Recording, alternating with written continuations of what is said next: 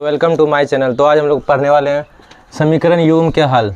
तो अगर एक समीकरण रहेगा, कितना समीकरण? अगर एक समीकरण रहता तो इसका कितना हल? अनेक हल। अगर एक समीकरण रहे तब, यदि एक समीकरण का अगर सॉल्व करते थे अनेक हल आता। यहाँ दो समीकरण, कितना समीकरण है? दो समीकरण। तो कितना हल होगा? तो इसका अलग अलग हल हो सकता है, तीन हल हो सकता है। एक हल, एक हल हो सकता है, अनेक हल, कोई हल नहीं। तीन कंडीशन हो सकता है। एक में क्या हो सकता है? या तो एक हल होगा, या तो अनेक हल होगा, या तो क्या होगा? कोई हल नहीं। तो कब एक हल होगा, कब अनेक होगा, कब कोई नहीं, तो इसका कंडीशन पढ़ते हैं।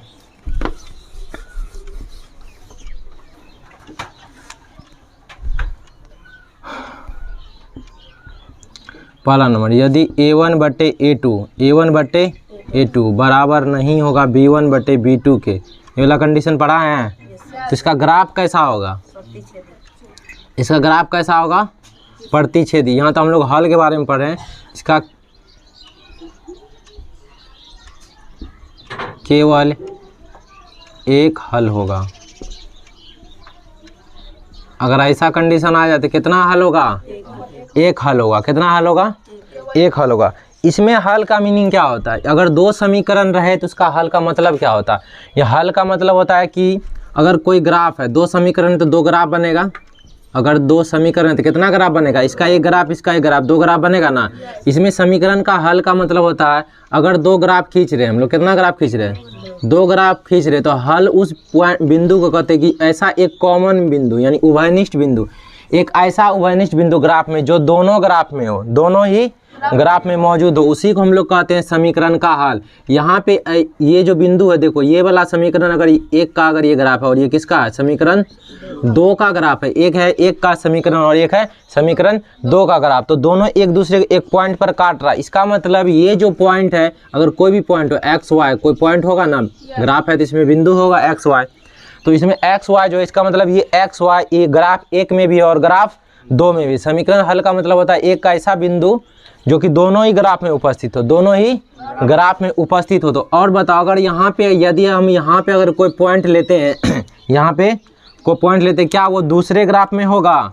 यहाँ पे माना कि x1 y1 अगर कोई पॉइंट ले लेते हम लोग, x1 और y1 को एक पॉइंट लेते हैं समीकरण एक ग्राफ एक पर, किस पर? समीकरण एक के ग्राफ पर। तो क्या वो समीकरण दो के ग्राफ पर होगा?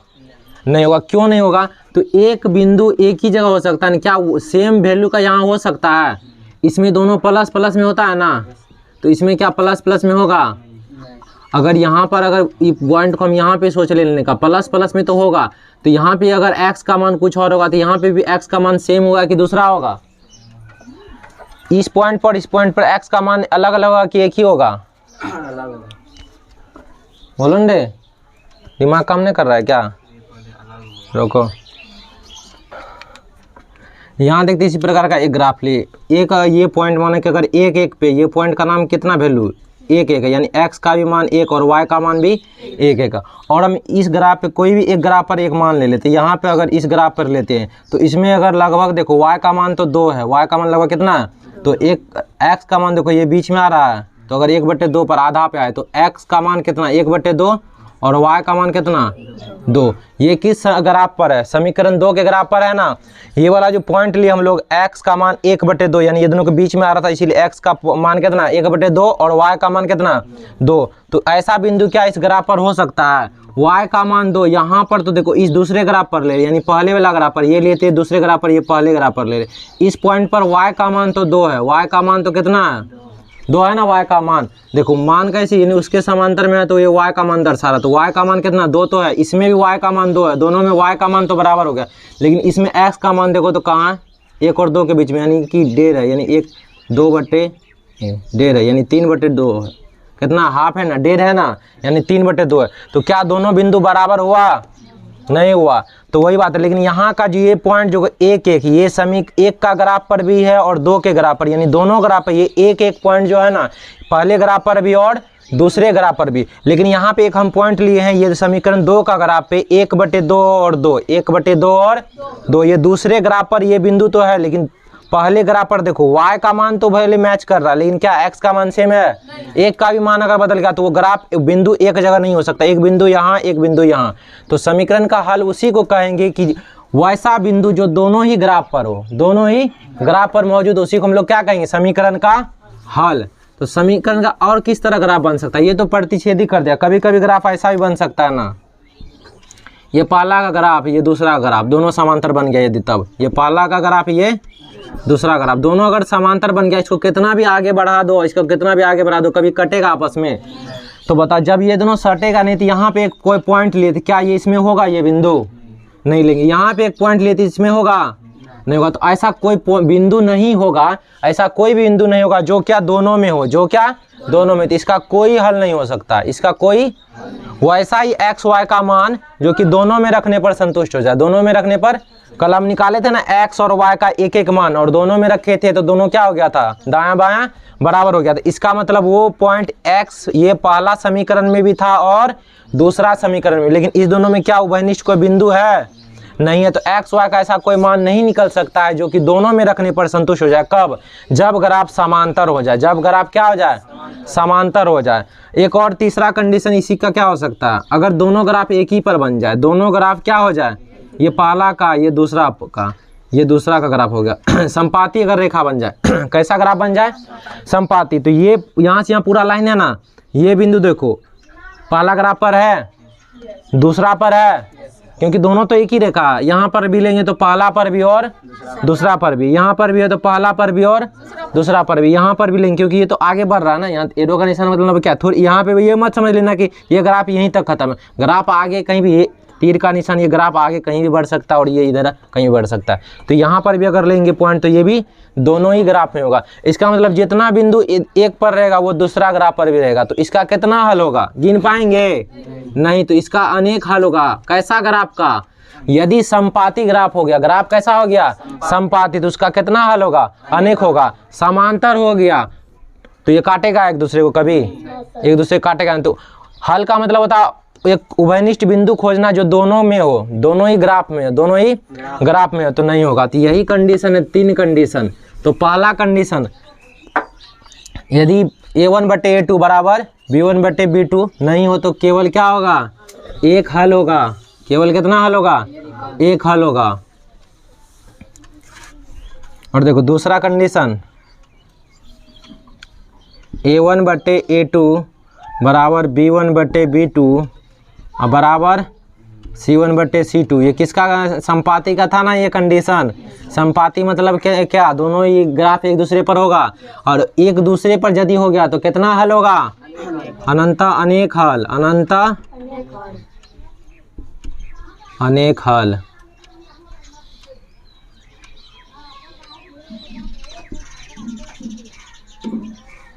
अनंता कितने हल? अनेक हल। ये हुआ दूसरा कंडीशन। तीसरा क्या था? a1/a2 बराबर b1/b2 और बराबर नहीं क्या? c1/c2। तो ये कैसा ग्राफ कैसा बनेगा पहले ये बताओ। ग्राफ बनेगा इसका समांतर। इसका ग्राफ कैसा बन जाएगा? समांतर। और समांतर यदि ग्राफ बन गया तो वो क्या, उसमें ऐसा कोई बिंदु होगा जो दोनों में मिलेगा? जब भी समांतर हुआ तो ऐसा कोई कॉमन बिंदु मिलेगा ही नहीं ग्राफ में जो दोनों में हो। तो दोनों में अगर नहीं होगा तो कोई हल नहीं, इसका कोई हल नहीं, इसका कोई हल नहीं होगा। तो इसका ग्राफ कैसा होगा बताएं ना? कैसा ग्राफ होगा? प्रतिच्छेदी। तो इसके अंदर ही पॉइंट लिखेंगे, प्रतिच्छेदी ग्राफ। ग्राफ कैसा होगा? प्रतिच्छेदी ग्राफ। इसका ग्राफ कैसा होगा? प्रतिच्छेदी ग्राफ होगा। प्रतिच्छेदी ग्राफ होगा। इसी के अंदर एक और पॉइंट लिखेंगे, इसके अंदर एक और पॉइंट लिखेंगे। इसमें समीकरण कैसा होता है? इसको कहते हैं अविरोधी समीकरण। इसका समीकरण अगर पूछेगा, अगर एक हल है, अगर कितना हल है? एक हल है, पूछेगा उसका समीकरण कैसा होगा तो बोलेंगे अविरोधी समीकरण। इसको कैसा समीकरण बोलेंगे? अविरोधी समीकरण। ये ऑब्जेक्टिव में आता है, अविरोधी समीकरण। कैसा समीकरण होगा? अविरोधी समीकरण। समझ में आया? उसी प्रकार इसमें भी पॉइंट होगा। तो बताओ, जब तीनों अनुपात बराबर तब ग्राफ कैसा रहे? संपाती। ग्राफ कैसा? संपाती ग्राफ होगा।